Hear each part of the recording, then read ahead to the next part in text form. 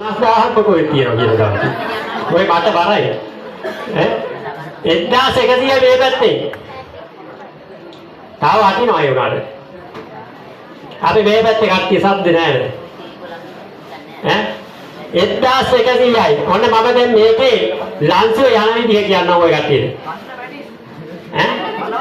ඈ කනවාද පැටිසානෝ. කනවාන පේන්නේ දානවා. කන්නේ ඉතින් ගත්තන් පස්සේද දෙයියනේ මගේ අතේ තියද්දි කොහොමද පැටිස් කන්නේ. ඔන්න වෙන්දේසිය මෙන්න මෙහෙමයි. ඈවර තුනක් තියෙනවා. දෑවර දෙකයි, තුන් ඈවර එකයි. තුන් ඈවර අවසන් කරන්න ඉස්සර කවුරු හරි ලන්සුවේ නැවත වැඩි කරොත් එහෙම ආයත් මුල ඉඳන් යනවා ඈවර තුනයි, දෑවර දෙකයි, තුන් ඈවර එකයි. 1100යි. මේක තමයි වටිනවා. 1100යි ඈවරයි.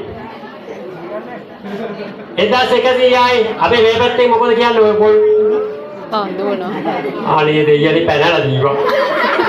බයිද කොහෙද? ඈ 1100 නෙවෙයි සෝමාගේ මේක රුපියල් 3,000ක් වටිනවා.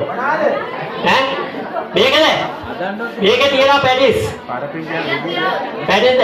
පොඩකින්ද? 1යි 2යි 3යි 4යි 5යි 6යි 7යි 8යි මට ගණන් කරන්න බෑ කොල්ලෝ. ගණන් කරන්න ගියොත් කාලය යනවා. 1100යි.